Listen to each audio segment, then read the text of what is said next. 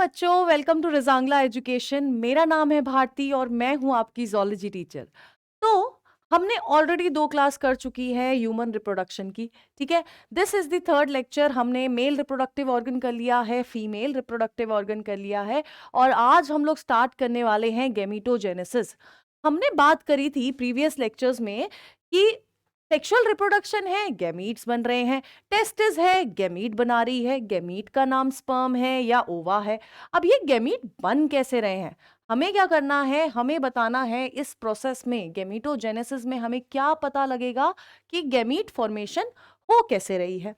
तो जब हम लोग बात करते हैं गैमीटोजेनेसिस एज अ प्रोसेस की, तो gametogenesis it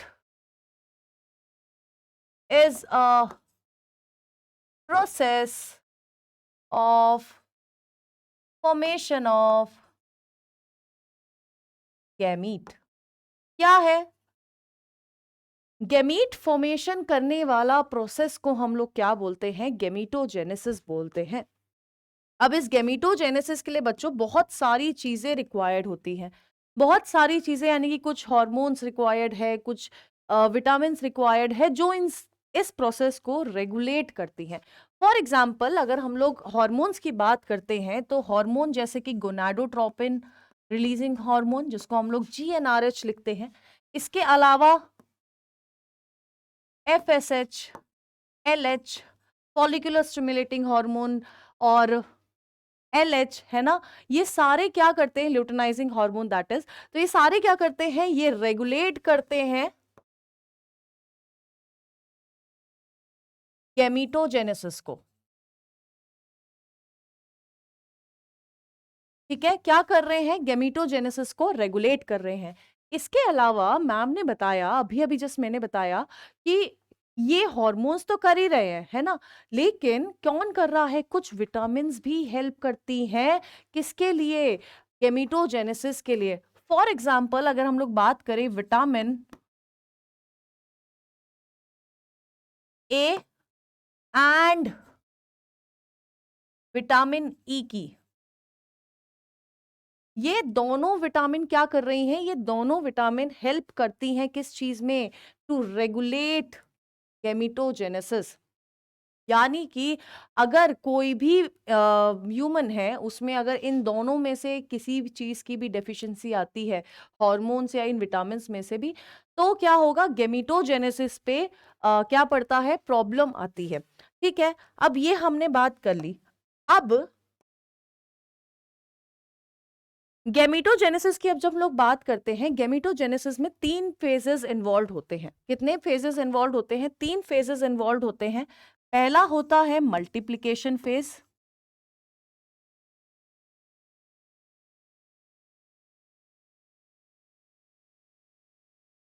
second is growth phase,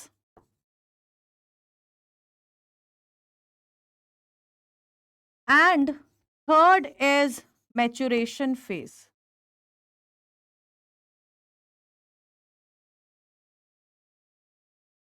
अब इन जनरल अगर हम लोग बात करें इन तीनों फेजेस के बारे में, ये तीनों फेजेस क्या कर रहे हैं, अपना काम खुद ही बता रहे हैं। ये वो फेज है जहां पर आपका जो गैमीट है वो मल्टीप्लाई कर रहा है, यहाँ पर गैमीट में ग्रोथ हो रही है, यानी कि वो किसी डेवलप हो रहा है। और मेच्योरेशन फेज में क्या हो रहा है, वो गैमीट मेच्योर हो रहा है ताकि वो आगे फर्टिलाइजेशन में हेल्प कर सके। अब जब हम इन तीनों फेजेस की बात करते हैं, ये तीनों फेजेस, क्योंकि ह्यूमन रिप्रोडक्शन की बात हुई है, 2 पेरेंट्स इन्वॉल्व है, यानी कि एक मेल है एक फीमेल। तो जब हम लोग बात करते हैं मेल की, मेल्स में क्या होता है, मेल्स में फॉर्मेशन हो रही है किसकी, स्पर्म की। ठीक है, और इस फॉर्मेशन को हम लोग बोलते हैं स्पर्मेटोजेनेसिस।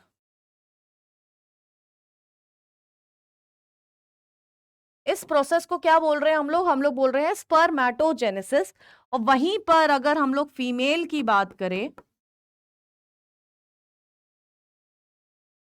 फीमेल में क्या है गैमीट, क्या है गैमीट का नाम, हम लोगों ने पिछले 2 लेक्चर में हम लोगों ने पढ़ा है, जल्दी से कमेंट बॉक्स में बताओ। फीमेल गैमीट का नाम होता है ओवा, या हम लोग इसको कहते हैं एग। और इस प्रोसेस को, जिस प्रोसेस से आपका ओवा बन रहा है, एक फीमेल के अंदर ओवा की फॉर्मेशन होती है, ये कब, इसको हम लोग बोलते हैं oogenesis। ठीक है, क्या बोल रहे हैं हम लोग, इसको बोलते हैं oogenesis। ठीक है बच्चों, अब स्पर्मेटोजेनेसिस हो गया, oogenesis हो गया। तो अब हमें बेसिकली गेमेटोजेनेसिस में आज पढ़ना क्या है, हमें पढ़ना है एक स्पर्मेटोजेनेसिस के बारे में और oogenesis के बारे में। तो आज का एम रहेगा बच्चों, क्योंकि हमें हर क्लास में एम डिसाइड करना है और उसको पूरा करना है। तो आज का एम रहेगा spermatogenesis, structure of sperm.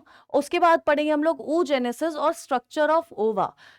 Next class में हम लोग करेंगे क्या कि ओवा के ऊपर जो फॉलिकल्स बन रहे हैं, ओवा जिन फॉलिकल से निकल के आ रहा है, उसकी फॉर्मेशन और क्या आपका मेंस्ट्रुअल साइकिल हम नेक्स्ट क्लास में करेंगे। तो आज बस हमें ये 4 टॉपिक करने हैं, दोनों हमें प्रोसेस देखने हैं और दोनों के हमें स्ट्रक्चर देखने हैं।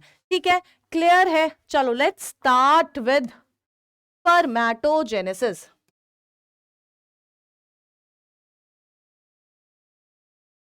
स्पर्मेटोजेनेसिस।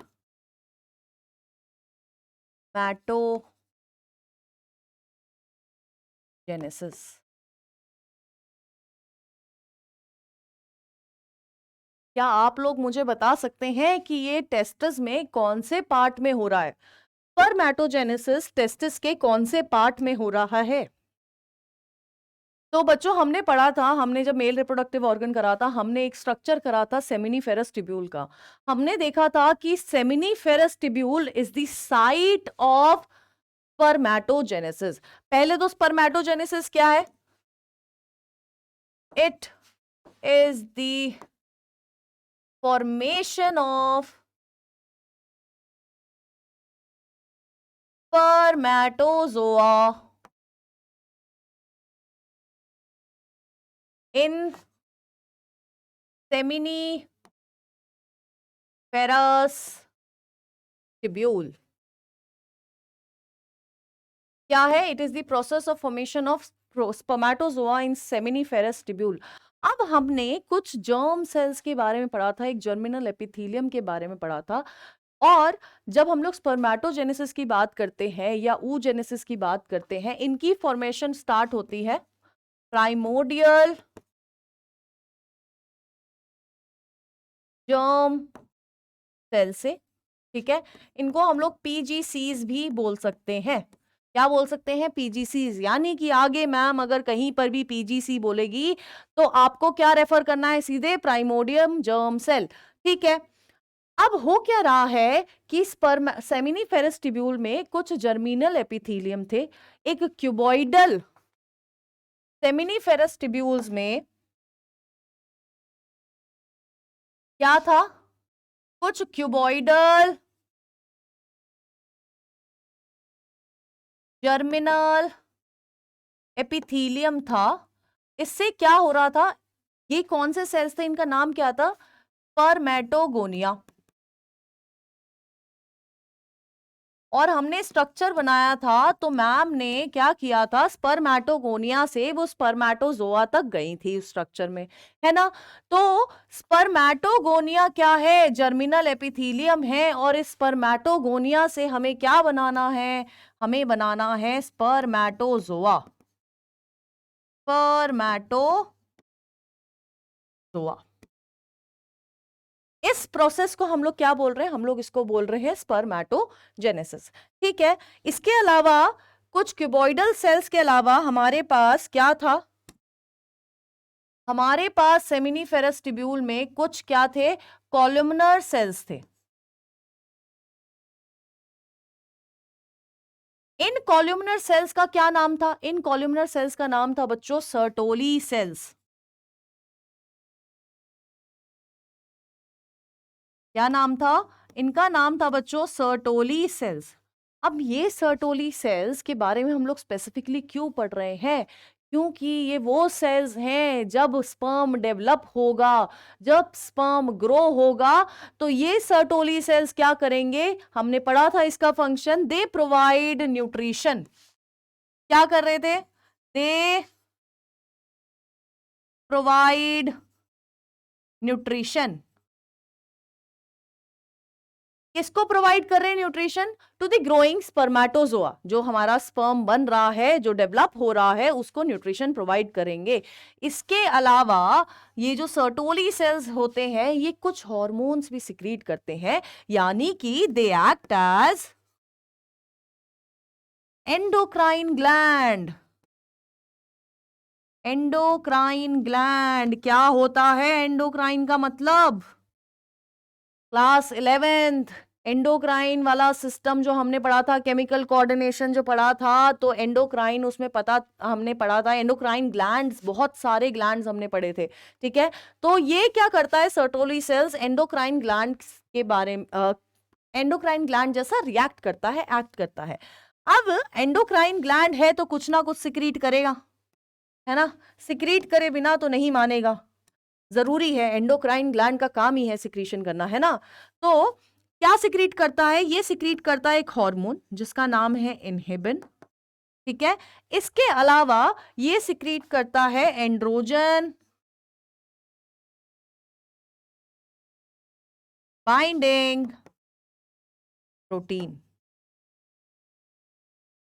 ठीक है, अब ये हार्मोन जब हम लोग स्पर्मेटोजेनेसिस, अभी इसके बाद स्टार्ट करेंगे प्रोसेस, तब हम इनके बारे में देखेंगे। स्पेसिफिकली एक जनरल आइडिया ले लीजिए कि इनहिबिन क्या करता है। इनहिबिन, इट गिव्स नेगेटिव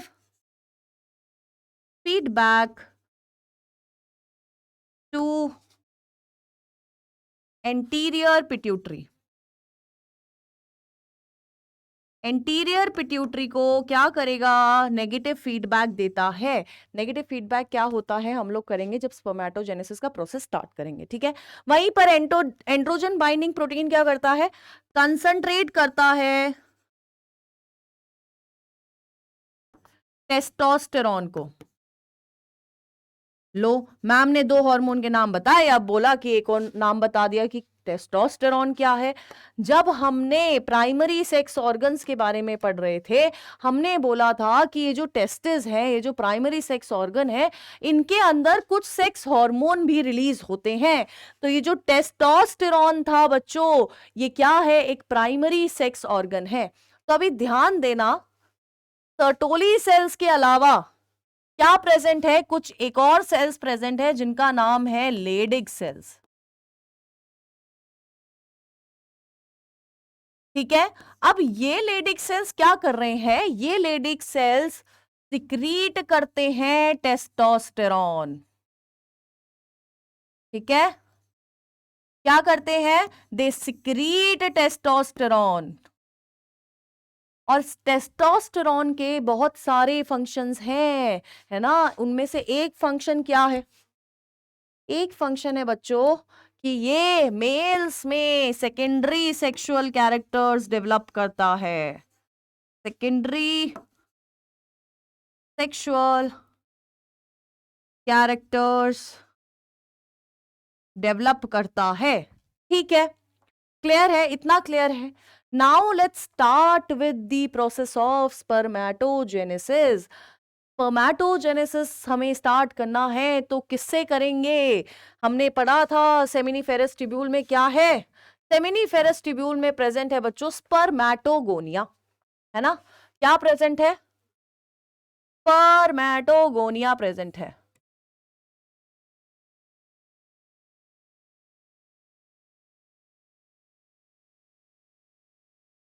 ठीक है, स्पर्मेटोगोनिया हेप्लॉइड होगा या डिप्लॉइड होगा? तो बच्चों अभी इसमें किसी भी तरह की डिवीजन नहीं हुई है, स्पर्मेटोगोनिया होता है डिप्लॉइड, यानी कि दिस इज 2n। ठीक है, 2n है, यानी कि अगर हम लोग इसका क्रोमोसोम नंबर देखें तो क्रोमोसोम 46 होंगे, पूरे के पूरे होंगे या नहीं होंगे? बिल्कुल होंगे। तो 44 आपके नॉर्मल और एक एक्स और एक वाई। एक्स और वाई ही क्यों लिखा? क्योंकि मेल्स में chromosome, sex chromosomes are X and Y. ठीक है, अभी क्या होगा? ये स्पर्मेटोगोनिया बहुत सारे स्पर्मेटोगोनिया बनाएगा, है ना? ये स्पर्मेटोगोनिया बहुत सारे स्पर्मेटोगोनिया बनाएगा, बहुत सारे स्पर्मेटोगोनिया बनाएगा।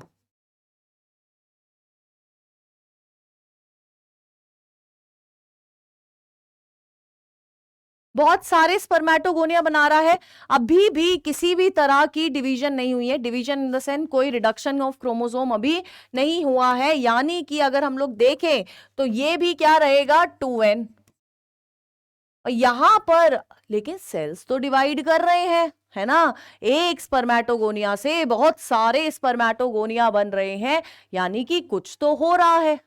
अब ये कुछ क्या हो रहा है, तो यहां पर होता है माइटोटिक डिवीजन। कौन सा डिवीजन हो रहा है, यहां हो रहा है बच्चों माइटोटिक डिवीजन, और अभी क्रोमोसोम नंबर क्या है, सेम है, इक्वल क्रोमोसोम नंबर यहां पर है। तो अभी ये कौन सा फेज होगा, हमने 3 फेजेस में डिवाइड किया था, मल्टीप्लिकेशन, ग्रोथ, और कौन सा फेज था हमारा लास्ट वाला, मैच्योरेशन फेज था। तो ये स्पर्मेटोगोनिया डिवाइड होके बहुत सारे स्पर्मेटोगोनिया बनाएगा, तो ये कौन सा फेज है, मल्टीप्लिकेशन हो रही है यहां पर, कौन सा फेज है, दिस इज मल्टीप्लिकेशन फेज। ठीक है, क्लियर है, ये क्या है, दिस इज मल्टीप्लिकेशन फेज। अब मल्टीप्लिकेशन तो कर ली हमने, क्या कर लिया हमने, बहुत सारे स्पर्मेटोगोनिया बना लिए हैं। अब स्पर्मेटोगोनिया बनाने के बाद अब क्या होगा, अब कौन सा फेज आएगा, सोचो,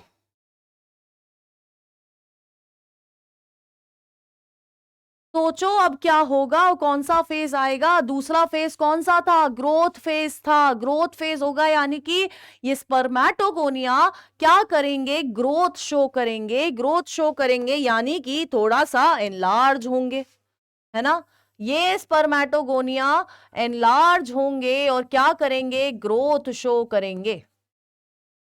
ठीक है, ग्रोथ शो करेंगे तो स्पर्मेटोगोनिया में चेंजेस आएंगे, जैसे आप पहले इतने से थे, आपने ग्रोथ चेंज करी, आपके अंदर ग्रोथ हुई, आपकी फिजिकल अपीयरेंस में चेंजेस आते हैं इतने से में, जब आप बच्चे होते हो, और अभी आप जितने बड़े हो 11th-12th में हो, तो आप क्या करोगे, इतना बड़ा बड़े हो जाते हो ना, तो बहुत सारी चेंजेस आते हैं, ऐसे ही spermatogonia will change into primary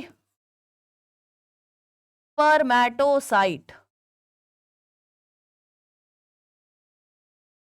क्या हुआ, ग्रोथ हुई है और स्पर्मेटोगोनिया चेंज हुआ है प्राइमरी स्पर्मेटोसाइट में।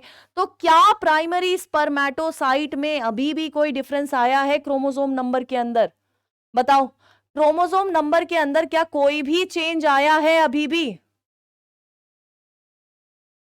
क्या मैंने बताया कि किसी भी तरह का कोई भी डिवीजन हुआ है, क्रोमोसोम नंबर हाफ हुए हैं या कुछ भी ऐसा नहीं बताया है। तो प्राइमरी स्पर्मेटोसाइट में भी क्या रहेगा, डिप्लॉइड रहेगा, क्या रहना है इसको, डिप्लॉइड रहना है, अभी किसी भी तरह की क्रोमोसोम नंबर का रिडक्शन नहीं हुआ है। ठीक है, अब क्या हो रहा है, ये प्राइमरी स्पर्मेटोसाइट में होगा फर्स्ट मियोटिक डिवीजन। यहां क्या हो रहा है, यहां पर हो रहा है फर्स्ट मियोटिक डिवीजन, और ये जो चेंज हुई है, जो ग्रोथ हुई है प्राइमरी स्पर्मेटोसाइट में चेंज करा है इसको, ये कौन सा फेज था, दिस वाज बच्चों आपका ग्रोथ फेज।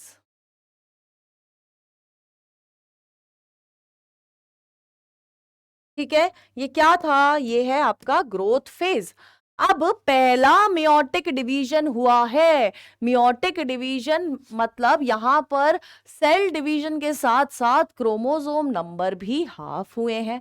ठीक है, करेक्ट है, क्रोमोसोम नंबर हाफ हुए हैं, यानी कि यहां पर बना है अब दो, एक स्पर्मेटोसाइट से कितने बनेंगे, दो सेकेंडरी स्पर्मेटोसाइट बनेंगे, दो सेकेंडरी स्पर्मेटोसाइट बनेंगे, सेकेंडरी स्पर्मेटोसाइट बनेंगे, है ना,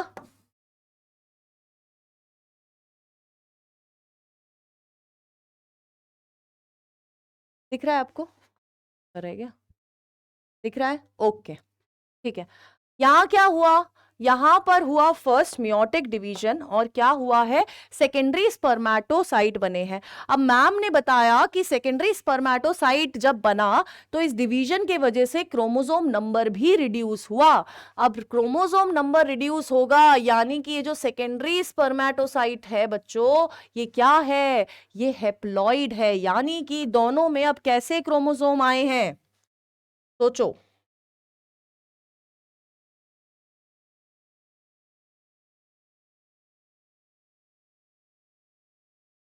22 प्लस एक्स, 22 प्लस वाई, ऐसे करके क्रोमोसोम आए होंगे, आधा क्रोमोसोम उसमें और आधे क्रोमोसोम इसमें चले गए होंगे।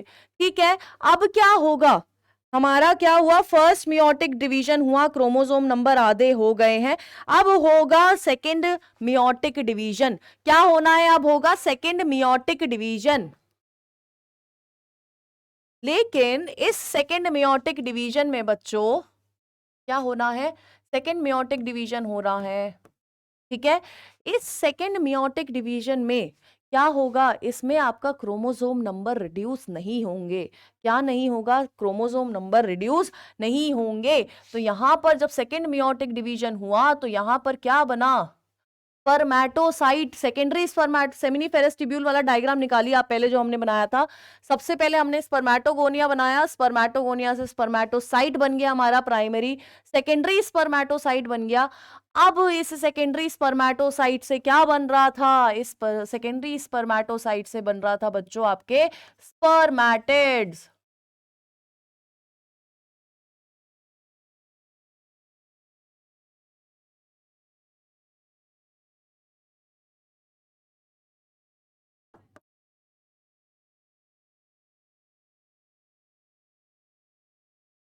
ठीक है, यहां पर क्या हुआ है, इन सारे में हुआ है यहां पर अभी अभी सेकेंड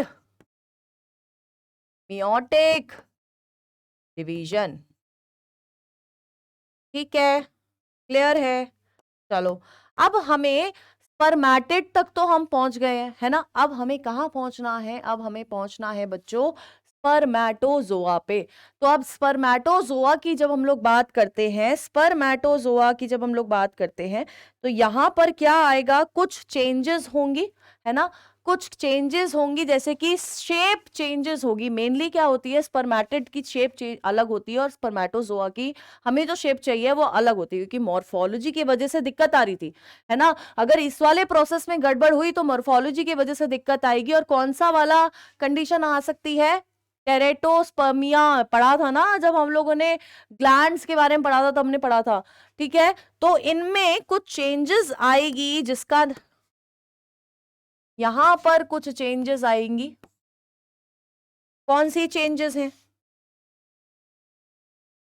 यहां पर जो चेंजेस आएंगी, फॉर सबसे इंपॉर्टेंट चेंजेस शेप चेंज। यहां क्या हो रहा है, शेप चेंज हो रही है।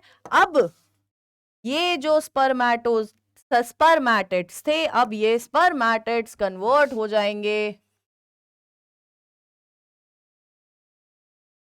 स्पर्मेटोजोआ में। क्या हुए, स्पर्मेटोजोआ में कन्वर्ट हो जाएंगे। ठीक है, अब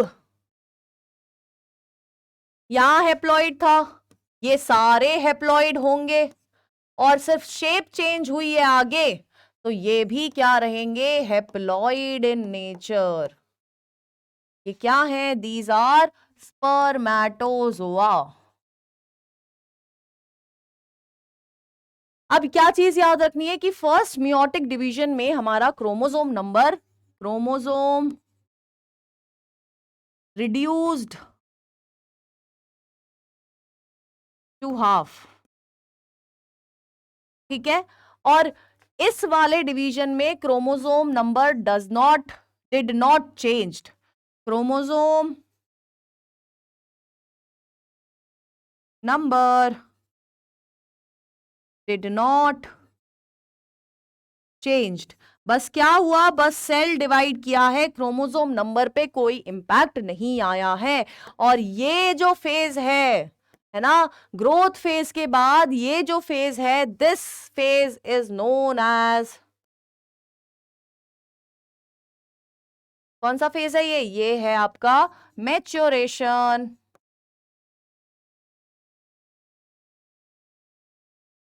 फेज। ठीक है, ये क्या है, मैच्योरेशन फेज। अब एक मिनट रुकिए, आपको ऊपर वाला नहीं दिख रहा है, ओके।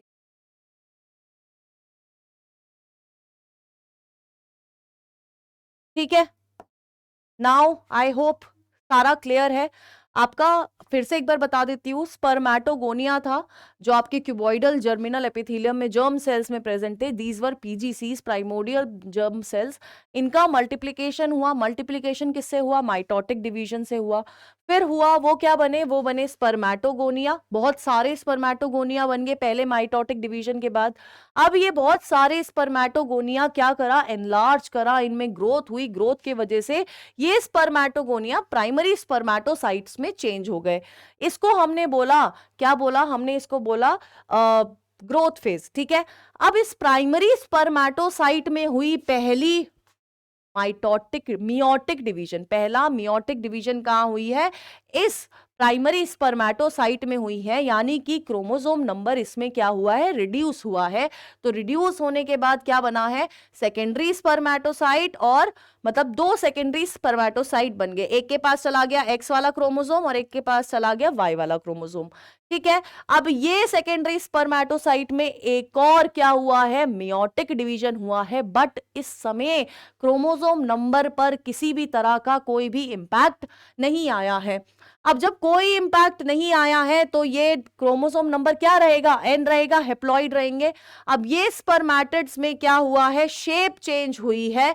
अब इस शेप चेंज के वजह से ये स्पर्मेटिड्स किसमें चेंज हो गए हैं, स्पर्मेटोजोआ में चेंज हो गए हैं। और जिस प्रोसेस से ये स्पर्मेटिड्स स्पर्मेटोजोआ में चेंज होते हैं, उस प्रोसेस को हम लोग क्या बोलते हैं, इस प्रोसेस को हम लोग बोलते हैं बच्चों स्पर्मियोजेनेसिस। क्या बोलते हैं, स्पर्मियोजेनेसिस। कहां लिखूं, वाइट से लिख देती हूं, हमने वाइट यूज ही नहीं करा है ना। जब स्पर्मेटिड से स्पर्मेटोजोआ बनता है, उस प्रोसेस को हम लोग बोलते हैं स्पर्मियोजेनेसिस। ठीक है, आई होप क्लियर है ये आपको, है ना, क्लियर है आई होप। चलो, अब हमने पढ़ लिया कि स्पर्मेटोजोआ बना कैसे। ठीक है, अब मैम ने बताया था कि इनमें क्या है, इनमें कुछ हार्मोन्स की जरूरत है ना। क्या है, हार्मोन्स की जरूरत है, हार्मोन्स का बहुत ज्यादा इंपैक्ट रहता है। तो चलो हार्मोनल कंट्रोल कर लेते हैं। क्या करना है हमें, नेक्स्ट हमें करना है हार्मोन्स के बारे में, हार्मोनल कंट्रोल करना है।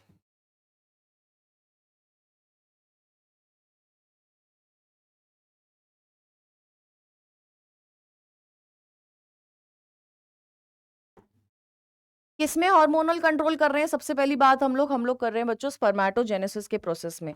अब हमने लिखा था कि कुछ हार्मोन्स है जैसे कि जीएनआरएच, एलएच, एफएसएच, तो वो इसको कंट्रोल करते हैं। ठीक है, तो सबसे पहली बात, जीएनआरएच रिलीज कहां से हो रहा है, लेट्स टेक पिंक, है ना।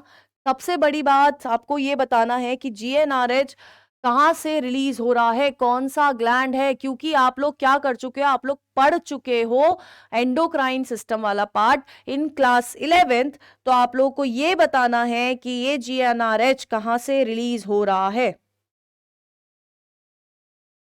बताओ।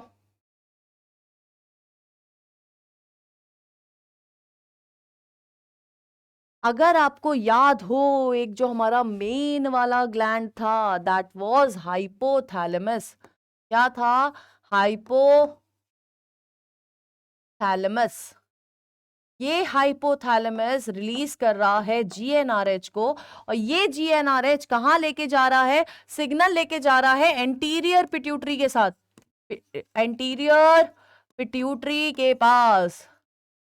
अगर आपको डायग्राम याद हो थोड़ी सी भी एंटीरियर पिट्यूटरी की, तो एक ऐसे स्ट्रक्चर है ना, और वहां पर ऐसे करके दो शेप प्रेजेंट होती है ऐसे करके, एंटीरियर पिट्यूटरी प्रेजेंट होती है। आगे वाला लोब इज एंटीरियर पिट्यूटरी, पीछे वाला लोब इज पोस्टीरियर पिट्यूटरी। तो एंटीरियर पिट्यूटरी के पास जीएनआरएच जाके क्या लेके आता है, सिग्नल लेके जाता है। अब ये एंटीरियर पिट्यूटरी क्या करती है, एंटीरियर पिट्यूटरी दो हार्मोन भेजती है, दो हार्मोन भेजती है। एक हार्मोन है आपका ल्यूटेनाइजिंग हार्मोन और एक हार्मोन है आपका फॉलिकल स्टिमुलेटिंग हार्मोन। मैं लिख देती हूं फुल फॉर्म।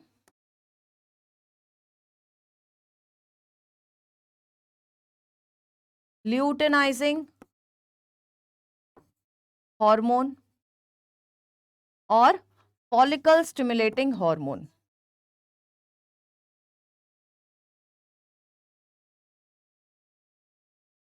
ठीक है, एफएसएच और एलएच रिलीज करती है। ये एलएच सीधा कहां जाएगा, this LH goes to Leydig cells. याद रहेगा, इजी है, L for luteinizing hormone, L for Leydig cells. ये कहां जाएगा, लेडिग सेल्स के पास जाएगा, और एफएसएच जाएगा सर्टोली सेल्स के पास। अब सर्टोली सेल्स के हमने फंक्शन पढ़े थे। सर्टोली सेल्स क्या कर रहा था, एक तो वो प्रोवाइड न्यूट्रिशन, है ना, न्यूट्रिशन प्रोवाइड कर रहा है। दूसरी चीज वो एक हार्मोन रिलीज कर रहा था जिसका नाम है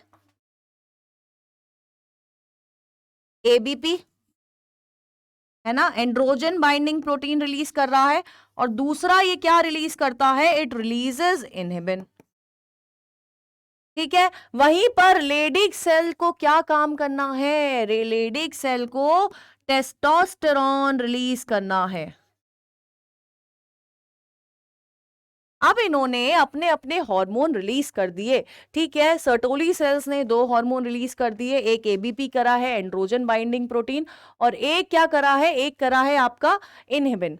अब जब इनहिबिन रिलीज करा है ना, इनहिबिन रिलीज करा है, इनहिबिन रिलीज करने के लिए क्या होना चाहिए, कुछ होना चाहिए, यानी कि इनहिबिन एक कंडीशन के वजह से रिलीज होता है, एक कंडीशन के वजह से रिलीज होता है।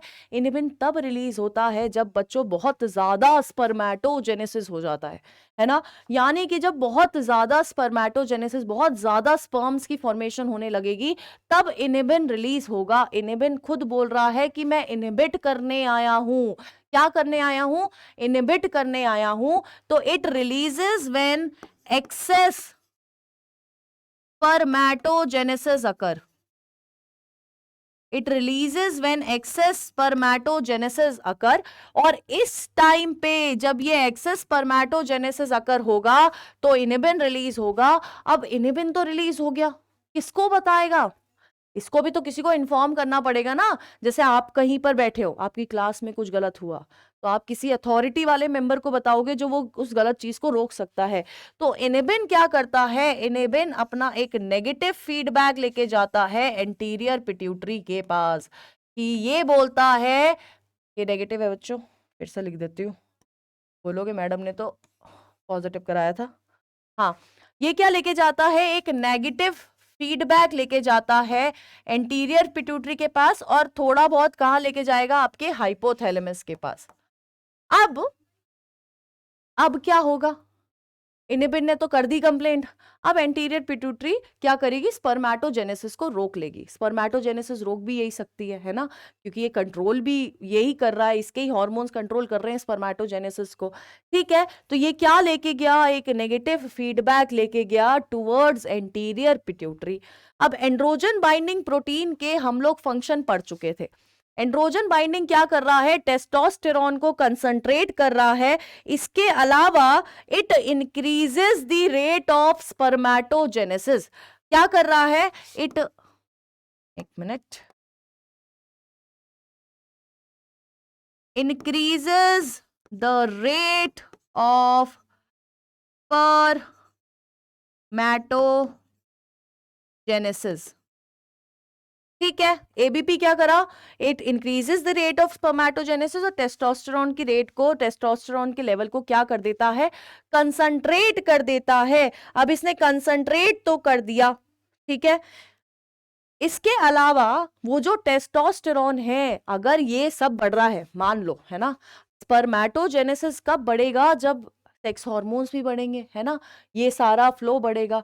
यानी कि अगर कभी भी टेस्टोस्टेरोन के लेवल्स हुए ज्यादा, अगर कभी भी टेस्टोस्टेरोन के लेवल्स हुए ज्यादा, तो ये खुद जाके बताएगा, है ना, ये अच्छा बच्चा है, ये गलती करेगा, बोल रहा है अब मेरा ज्यादा हो गया है, ये खुद जाके क्या करेगा, एंटीरियर पिट्यूटरी को बता देगा और हाइपोथैलेमस को भी बता देगा। यानी कि दिस गिव्स, अगर टेस्टोस्टेरोन क्या है, नेगेटिव फीडबैक देता है, अगर टेस्टोस्टेरोन का लेवल ज्यादा हुआ तो टेस्टोस्टेरोन क्या करेगा, एक नेगेटिव फीडबैक देगा एंटीरियर पिट्यूटरी को कि भाई अब एलएच को रोक दे, एलएच को जाने दे, प्लीज एलएच को अब मेरे पास मत भेज, नहीं तो लेडिक सेल्स क्या करेंगे, मुझे रिलीज करते जाएंगे और बॉडी में हो जाएगी बहुत ज्यादा दिक्कत। तो ये खुद जाके बता रहा है कि मैं दिक्कत कॉज नहीं करना चाह रहा। लेकिन अगर स्पर्मेटोजेनेसिस ज्यादा हो रही है तो बेचारे इनेबिन को आना पड़ रहा है, किसी और को बचाने आना पड़ रहा है ना। तो इनेबिन क्या कर रहा है, सेवियर की तरह एक्ट कर रहा है, सेवियर ये भी है। तो ये सारी चीज हो रही है कहां पर, हार्मोनल कंट्रोल में, ठीक है। इसके अलावा आपको पता होगा कि क्या कहते हैं, हर हार्मोन के लिए क्या चाहिए, हर हार्मोन के लिए एक रिसेप्टर प्रेजेंट होता है। तो जब सर्टोली सेल्स के पास एफएसएच आएगा तो सर्टोली सेल्स के पास कौन जाएगा, सर्टोली सेल्स की वॉल के पास जाएगा एफएसएच का रिसेप्टर, उसको बढ़िया तरीके से रिसीव करके लेके आएगा, ठीक है। ऐसी लेडिक सेल्स का होता है, Leydig cells secrete testosterone during hormonal control, ठीक है। तो ये सारे क्या हो रहे हैं, सारे फंक्शंस हो रहे हैं, ये सारा हार्मोनल कंट्रोल हो रहा है ड्यूरिंग स्पर्मेटोजेनेसिस, ठीक है। अब हमने स्पर्मेटोजेनेसिस कर लिया है, हमने देख लिया है स्पर्मेटोजोआ बना है, ठीक।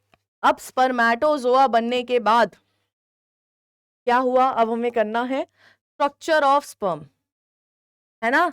जो बना हुआ है, अभी जो बना है उसको देखना भी तो है कैसा दिखता है। तो ड्रिल वही रहेगी, आपको मैम के साथ साथ ड्रॉ करना है, फिर लेबल और फिर फंक्शन, स्ट्रक्चर ऑफ स्पर्म,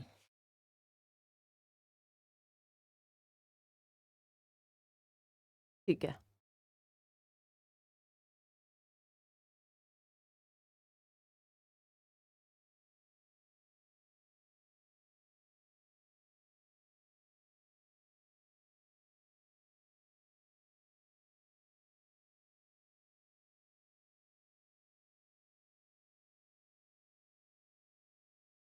देगा नहीं कोई मेरे डायग्राम पे बस, ठीक है। मैं बना रही हूँ यार, बना रही हूँ, अच्छा बना रही हूँ, आता है मुझे।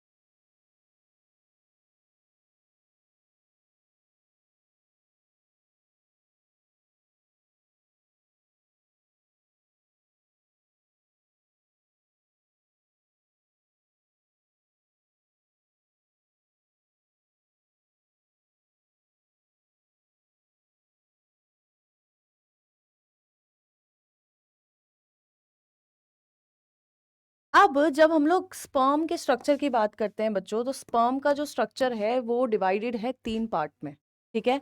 जो 3 पार्ट्स हैं वो है हेड, मिडल पीस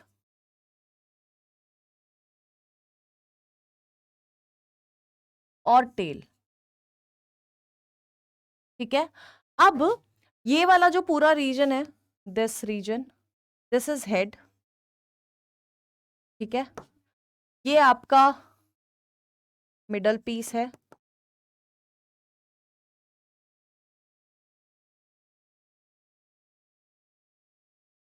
और ये जो लॉन्गेस्ट पोर्शन है दिस इज टेल, क्लियर है। चलो अब हम लोग लेबल कर लेते हैं। ये तो हो गया ऊपर ऊपर से क्या क्या प्रेजेंट होता है। ये एक कैप लाइक स्ट्रक्चर है, ठीक है। ये ये हेड है तो ये उसकी कैप है, सर पे टोपी पहन रखी है और इस टोपी में भरा हुआ है बहुत सारा एक्रोसोम। क्या भरा हुआ है? एक्रोसोम। ठीक है, दिस इज न्यूक्लियस जो कंटेन कर रहा है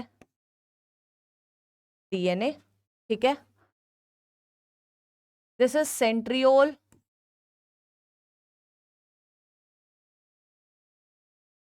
ठीक है, मिडल पीस में ये जो टेढ़े मेढ़े जिग जैग दिख रहे हैं, दिस इज माइटोकॉन्ड्रिया।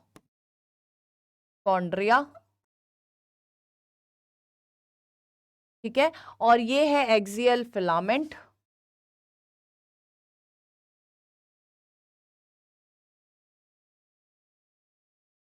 और इस पूरे लॉन्गेस्ट पोर्शन को हम लोग क्या बोल रहे हैं? हम लोग बोल रहे हैं टेल।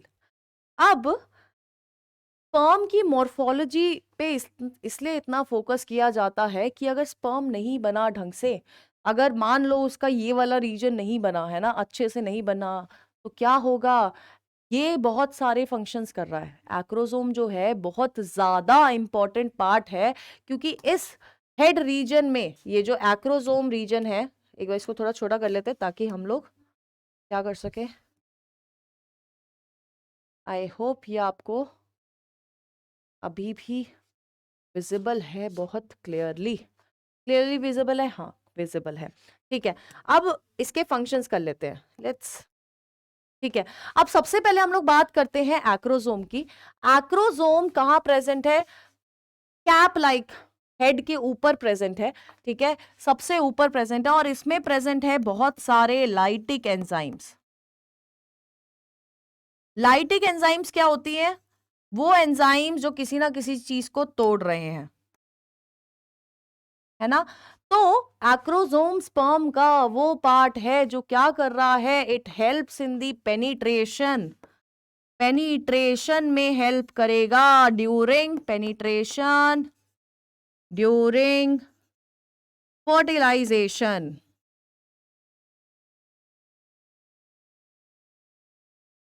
ठीक है, it helps in the penetration during fertilization. अब क्या हो रहा है? एक्रोसोम अगर नहीं होगा, मान लो मॉर्फोलॉजी में कोई दिक्कत आई और एक्रोसोम नहीं हुआ, तो पेनिट्रेशन तो होने से रही, क्योंकि इसके पास बहुत सारे लाइटिक एंजाइम है। फॉर एग्जांपल एक्रोसिन, हाइोलुरोनिडेज, है ना। ये सारे एंजाइम्स है जो ओवा की वॉल में पेनिट्रेट करने में हेल्प करते हैं। तो अगर ये नहीं हुआ तो पेनिट्रेशन तो नहीं हो पाएगी, है ना। क्लियर सी बात है। अब इसके बाद आता है हमारा क्या? न्यूक्लियस। न्यूक्लियस जो पोर्शन है ये क्या कर रहा है? ये इसके पास प्रेजेंट है आपका डीएनए, यानी कि ये आपके कैरेक्टर्स ट्रांसफर कर रहा है। क्या कर रहा है? कैरेक्टर्स को ट्रांसफर कर रहा है हेड रीजन। ठीक है, अब मिडल पीस में प्रेजेंट है माइटोकॉन्ड्रिया। ये माइटोकॉन्ड्रिया ऐसे करके एक शीथ लाइक स्ट्रक्चर में प्रेजेंट होता है। उस शीथ को हम लोग बोलते हैं present in नेबेनकर्न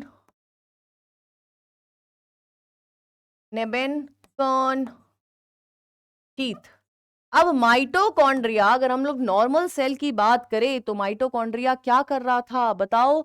mitochondria energy provide करता है। तो यहां पर भी जो ये माइटोकॉन्ड्रिया आया है, ये माइटोकॉन्ड्रिया क्या करेगा? It provides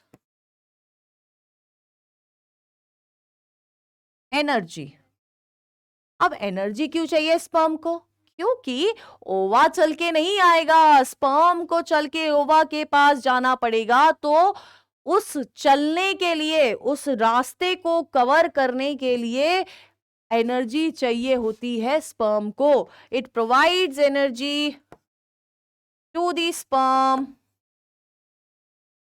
for motility, motility के लिए भी एंड पेनिट्रेशन के लिए भी।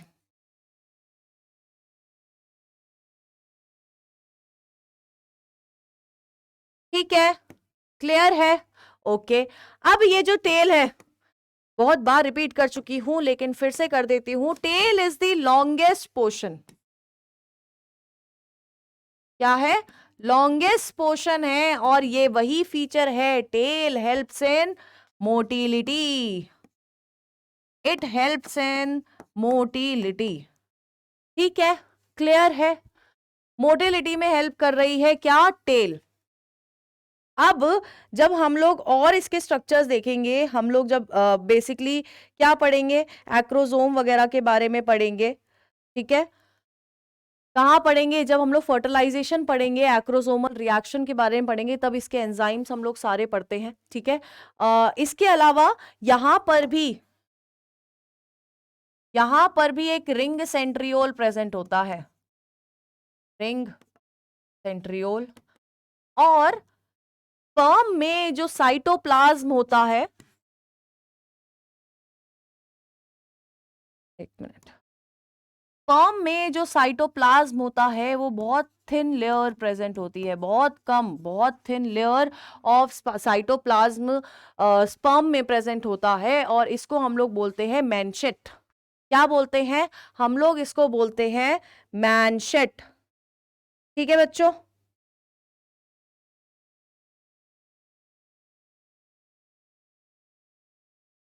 क्या बोल रहे हैं? इसको बोलते हैं मैनशेट। क्लियर है? क्लियर है? ये सारी चीजें क्लियर है? ओके, तो ये है बच्चों आपका स्ट्रक्चर ऑफ स्पर्म। हमने स्पर्मेटोजेनेसिस कर लिया, उसका हार्मोनल कंट्रोल कर लिया, और हमने कर लिया है structure of sperm. Now let's move on to the next topic, that is oogenesis। क्या? oogenesis।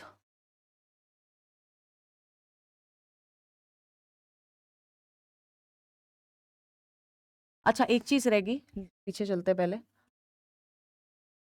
ये जो जितना भी प्रोसेस था ना बच्चों, स्पर्मेटोगोनिया का, है ना, कितना भी कोई सा भी जो प्रोसेस था, मेल्स में ये जो प्रोसेस होता है वो शुरू होता है ड्यूरिंग प्यूबर्टी।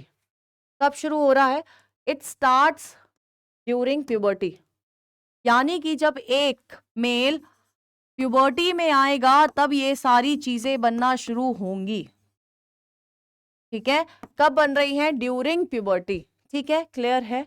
चलो, ये बताना इसलिए जरूरी था क्योंकि फीमेल्स में कुछ अलग हो रहा है, फीमेल्स हमेशा कुछ अलग करती है ना। चलो, लेट्स स्टार्ट। oogenesis क्या है बच्चों? स्पर्मेटोजेनेसिस में क्या हो रहा? स्पर्मेटोजेनेसिस कौन सा प्रोसेस था? It was the process of formation of sperm in seminiferous tubule. वैसे ही oogenesis, it is the process of formation of ओवा और एग इनटू द ओवरी। यानी कि ये वो प्रोसेस है जहां पर ओवा या एग बन रहा है ड्यूरिंग स्पर्म, ओवा या एग बन रहा है। ठीक है, कब? oogenesis के टाइम पे।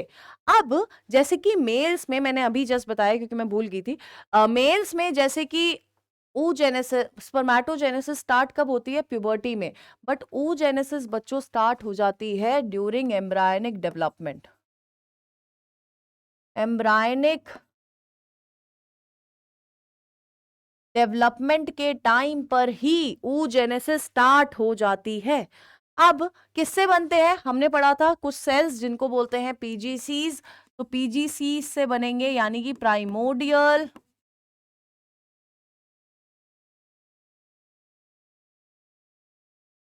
जर्म सेल से क्या बनता है? एक ओवा बनता है।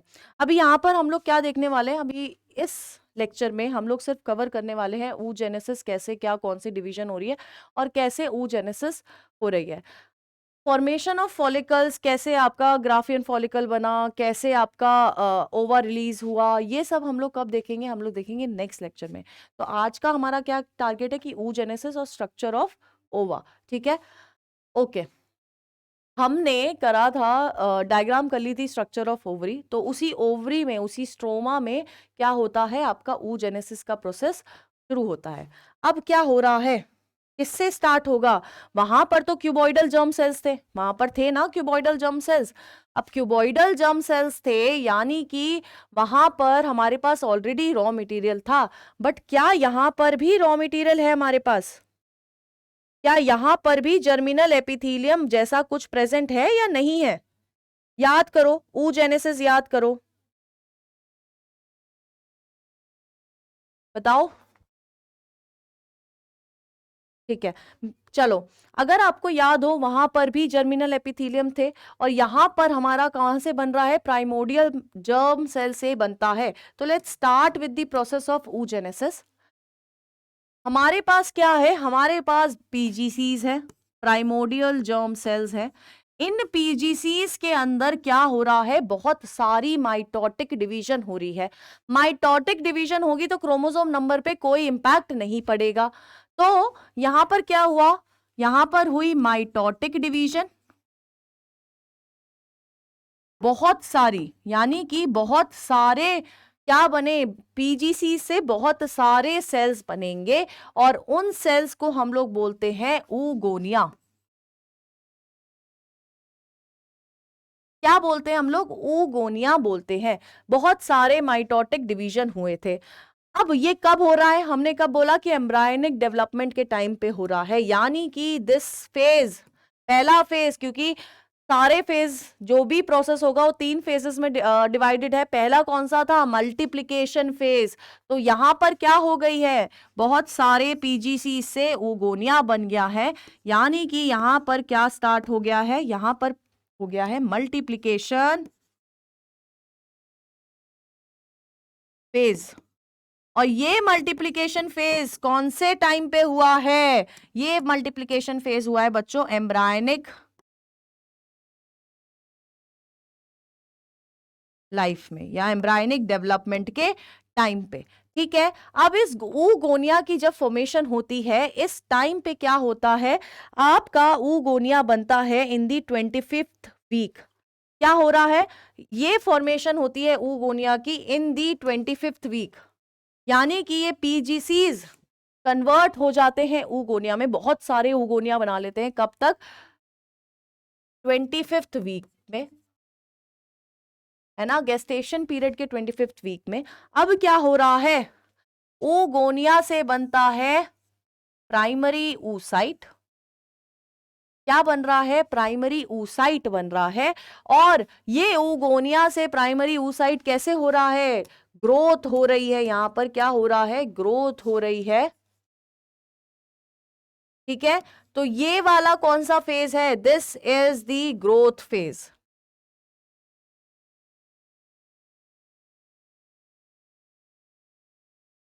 और ये ग्रोथ फेज भी कौन से टाइम पे हो रहा है? This is also happening in embryonic life या एम्ब्रायनिक डेवलपमेंट।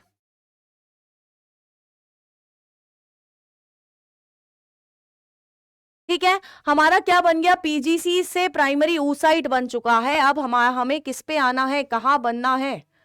क्या बनाना है? हमें बनाना है यार ओवम। ओवम तक पहुंचना है, अभी बहुत सफर दूर है, क्योंकि ये एम्ब्रायनिक डेवलपमेंट में हुआ है। एम्ब्रायनिक डेवलपमेंट जैसे ही खत्म होती है, यहां पर प्राइमरी oocyte क्या हो जाता है? अरेस्ट हो जाता है। अब अरेस्ट ये नहीं है कि पुलिस आके अरेस्ट करके गई है, पुलिस आके अरेस्ट करके नहीं गई है। यहां पर क्या होता है? जैसे ही प्राइमरी oocyte थोड़े से भी चेंजेस करना शुरू करता है, थोड़े से भी चेंजेस करना शुरू करता है, यहां पर क्या हुआ? कुछ चेंजेस हुए, यानी कि यहां पर स्टार्ट होने वाली थी मियोसिस। येलो ले लेते हैं। यहां पर फर्स्ट मियोसिस स्टार्ट होने वाली थी, लेकिन जैसे ही मियोसिस 1 में आता है, मियोसिस 1 के प्रोफेज 1 में, प्रोफेज 1 के कौन से स्टेज में? बहुत सारी स्टेजेस थी। डिप्लोटीन स्टेज में क्या होता है? ये प्राइमरी oocyte अरेस्ट हो जाता है। क्या हो गया? ये प्राइमरी oocyte क्या हुआ? अरेस्ट हो गया है। अब जैसे ही ये अरेस्ट होगा, अरेस्ट का मतलब है यहां पर इसकी डेवलपमेंट रुक गई है। अभी एक चीज रह गई थी यहां पर, एक चीज क्या रह गई है? रह गई है कि ये 2n था, ये भी 2n था, और ये भी 2n था। अभी फर्स्ट मियोसिस होनी थी, रिडक्शन होना था, लेकिन अभी रिडक्शन नहीं हुआ है। अब अगर रिडक्शन नहीं हुआ है, पहले इसको छोटा कर लेते हैं थोड़ा, ताकि आप लोगों को सारा एक ही पेज में थोड़ा सा आ सके। आई होप विजिबल है, विजिबल है आई गेस। ठीक है, थोड़ा सा और फैला देते हैं इसे। चलो, अभी क्या हुआ था? अभी हुआ था कि प्रोफेज 1 में क्या हुआ, ये आके अरेस्ट हो गया, डिप्लोटीन स्टेज में आके अरेस्ट हो गया। अब जैसे ही डिप्लोटीन स्टेज में आके ये अरेस्ट हुआ, यहां पर क्या हो गया, बहुत सारे फॉलिकल्स ऐड हुए। यहां पर इस स्टेज पे अरेस्ट होने के बाद बहुत सारे फॉलिकल्स ऐड हुए। यहां क्या हुआ, फॉलिकल्स एडेड। अब ये फॉलिकल्स कैसे ऐड हुए हम लोग जब देखेंगे, जब हम लोग ग्राफियन फॉलिकल की डेवलपमेंट देखेंगे, कैसे कैसे क्या क्या हो रहा है।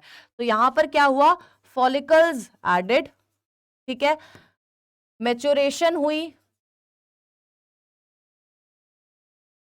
फॉलिकल की मैच्योरेशन हुई। प्राइमरी oocyte अभी भी वही है ना, प्राइमरी oocyte अभी भी वही है। यहां पर क्या हुआ है, मैच्योरेशन हुई है फॉलिकल्स की। अब जाके क्या होता है, ये फॉलिकल्स मियोसिस कंप्लीट करते हैं। जैसे ही फॉलिकल मैच्योर होता है, वैसे ही ये फॉलिकल मियोसिस कंप्लीट करते हैं, और जैसे ही कंप्लीट करेंगे तो क्या होगा, मियोसिस 1 हुई है कंप्लीट। मियोसिस 1, एक मिनट, यहां पर क्या हुआ, मियोसिस 1 कंप्लीट हुई है, ठीक है, यानी कि मियोसिस 1 हुई है और इसके साथ साथ रिडक्शन इन क्रोमोसोम भी हुआ है, रिडक्शन इन क्रोमोसोम, ठीक है। अब रिडक्शन इन क्रोमोसोम हुई है, मियोसिस हुआ है, यानी कि सेल डिवाइड हुआ है। ये सेल क्या करता है, ये सेल प्रॉपरली डिवाइड नहीं करता है, यानी कि एक इक्वल अमाउंट में डिवाइड नहीं होगा कि यहां पर जा रहा है यहां पर भी जा रहा है, ठीक है, आधा आधा सेल डिवाइड नहीं करेगा। तो यहां पर डिवीजन होती है, साइटोकाइनेसिस, अनइक्वल साइटोकाइनेसिस होता है, यहां पर अनइक्वल साइटोकाइनेसिस हुआ। साइटोकाइनेसिस क्या होता है, पढ़ते आ रहे हो, साइटोकाइनेसिस कौन सा प्रोसेस है, जब साइटोप्लाज्म का डिवीजन होता है। तो यहां पर साइटोप्लाज्म का डिवीजन क्या हुआ है, थोड़ा सा अनइक्वल हुआ है। थोड़ा सा अनइक्वल होने के वजह से यहां पर बना है सेकेंडरी oocyte, ठीक है, और यहां बनती है फर्स्ट पोलर बॉडी। इस फर्स्ट पोलर बॉडी में बच्चों क्रोमोसोम नंबर आधे गए हैं, क्रोमोसोम नंबर आधे गए हैं, यानी कि सेकेंडरी oocyte हैप्लॉइड था, prime first polar body was haploid. ये सेकेंडरी oocyte आगे और वर्क करेगा, लेकिन ये फर्स्ट पोलर बॉडी क्या हो जाती है, डीजनरेट हो जाती है। इसमें डीजनरेट हो जाती है क्योंकि इसके पास क्या है, इसके पास क्रोमोसोम पूरे हैं, आधे जितने जाने थे इसके पास आधे हैं, लेकिन इसके पास साइटोप्लाज्म की कमी है। क्या है, साइटोप्लाज्म की कमी है, यानी कि फर्स्ट पोलर बॉडी क्या हो गई है, फर्स्ट पोलर बॉडी आपकी डीजनरेट हो जाती है। अब जैसे ही फर्स्ट पोलर बॉडी डीजनरेट हुई, यानी कि ये हैप्लॉइड हो गए हैं। अब ये सेकेंडरी oocyte जाता है किसमें, मियोसिस 2 के अंदर। ये सेकेंडरी oocyte कहां गया, ये सेकेंडरी oocyte मियोसिस 2 के अंदर चला जाएगा, यानी कि यहां पर मियोसिस 2 स्टार्ट हो गई, ठीक है। अब मियोसिस 2 स्टार्ट तो हो गई, यहां पर प्रोफेज में अटक गया था। मियोसिस 1 में आपको पता होगा ना, सेल डिवीजन पढ़ा है तो आपको पता होगा, मियोसिस 2 होती है, मियोसिस 1 और मियोसिस 2, ठीक है। यहां पर क्या हुआ, मियोसिस 2 में आया, मियोसिस 2 में आके फिर से अरेस्ट हो गया, फिर से रुक गया, फिर से डेवलपमेंट छोड़ दी, है ना। क्या हुआ, मियोसिस 2 के मेटाफेज में अरेस्ट हो गया, मियोसिस 2 के मेटाफेज के अंदर अरेस्ट हो गया। अब मेटाफेज में अरेस्ट होके यहां पर देखो कितना काम किया था इसने, अरेस्ट होके फॉलिकल्स ऐड करे थे, उसको मैच्योर किया था। यहां पर क्या करेगा, मेटाफेज में ऐड होके भी किसी चीज की मैच्योरेशन होगी। तो किस चीज की मैच्योरेशन होगी?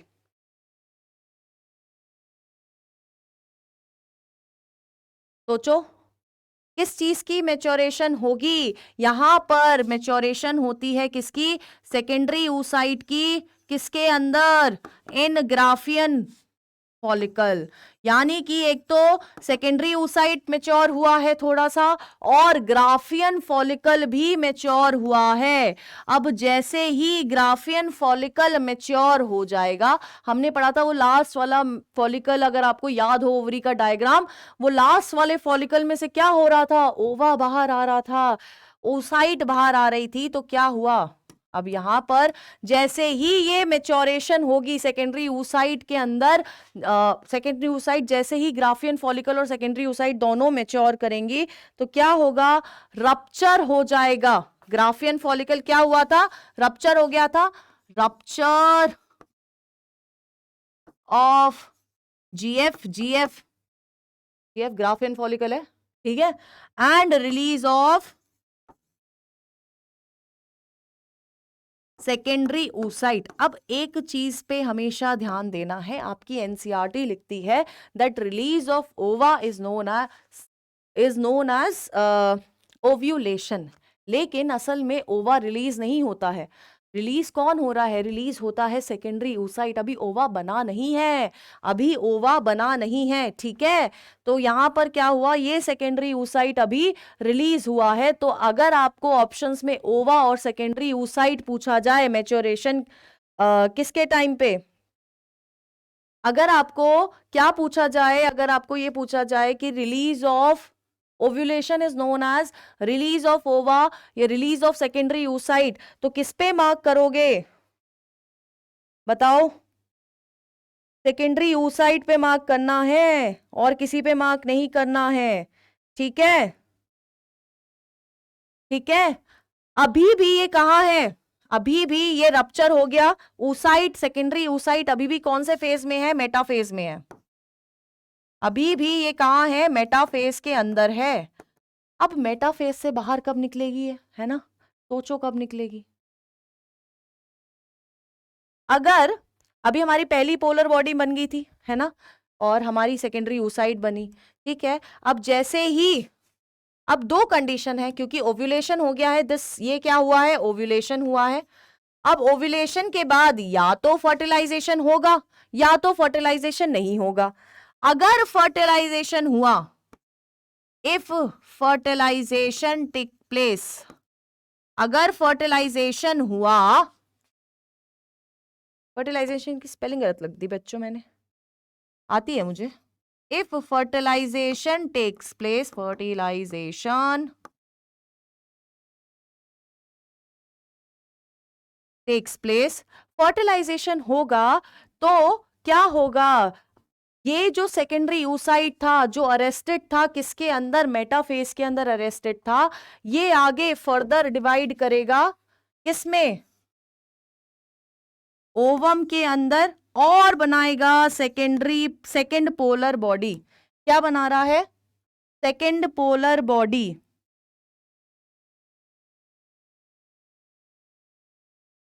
ठीक है। एक बना रहा है ओवम और एक बना रहा है सेकेंड पोलर बॉडी। यहां पर क्या हुई है, इस मियोसिस 2 जब कंप्लीट होगी, कंप्लीट होने से पहले क्या होगा? सेकेंड पोलर बॉडी बनेगी। अब ये सेकेंड पोलर बॉडी बनती क्यों है? हम फर्टिलाइजेशन का वेट क्यों कर रहे हैं? फर्टिलाइजेशन का वेट इसलिए करते हैं बच्चों, क्योंकि जब सेकेंडरी oocyte रिलीज होती है ना, उसके बाद फर्टिलाइजेशन होगी, स्पर्म जब तक पेनिट्रेट नहीं करेगा, है ना, जब तक फर्टिलाइजेशन के बाद स्पर्म पेनिट्रेट नहीं करेगा, तब तक ये सेकेंडरी oocyte मेटाफेज से बाहर नहीं आएगी। और मेटाफेज से बाहर आने के लिए स्पर्म का पेनिट्रेशन यानी कि जो एक्रोसोमल रिएक्शन होता है उसका होना जरूरी है। जैसे ही स्पर्म पेनिट्रेट करेगा ये हो जाएगा किससे बाहर, मेटाफेज से बाहर, एनाफेज में आएगी और एनाफेज में आते ही मियोसिस 2 कंप्लीट हो जाएगी और मियोसिस 2 कंप्लीट होते ही एक ओवम बनेगा, एक सेकेंड पोलर बॉडी बनेगी और यहां पर भी अनइक्वल साइटोकाइनेसिस होती है, अनइक्वल साइटोकाइनेसिस यहां पर भी होगी, ठीक है। और क्या बन जाएगा, ओवम, जो कि होगा एन और सेकेंड पोलर बॉडी भी एन यानी कि हेप्लॉइड स्ट्रक्चर होगा, ठीक है, क्लियर है। चलो एक लास्ट टॉपिक आज का, दैट इज स्ट्रक्चर ऑफ ओवा।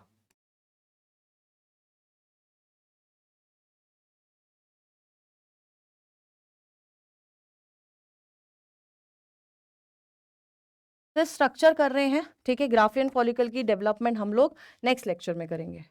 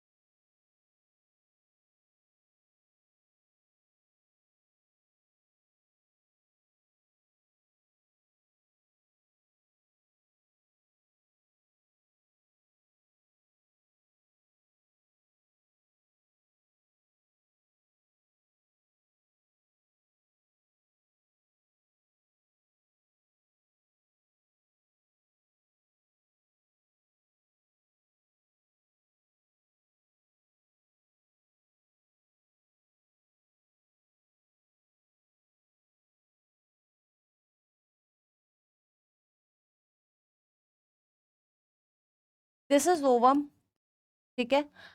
ये है cells of corona radiata, cells of corona radiata, ठीक है।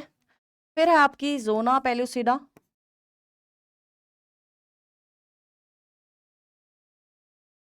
और फिर है आपका पेरीविटलाइन स्पेस, पेरीविटलाइन स्पेस, ठीक है। इन सारी लेयर्स को ब्रेक करने के लिए एंजाइम्स कहां पर प्रेजेंट है, एंजाइम्स प्रेजेंट होते हैं बच्चों एक्रोसोम के अंदर। तो कल ये फॉलिकल, ये ओवा कैसे बन रहा है, किस किस तरह से ग्राफियन फॉलिकल्स में डेवलपमेंट होती है वो हम लोग देखेंगे। तो कल मिलते हैं, आपको सेम एनसीईआरटी पढ़नी है, ठीक है। चलो बाय बच्चों।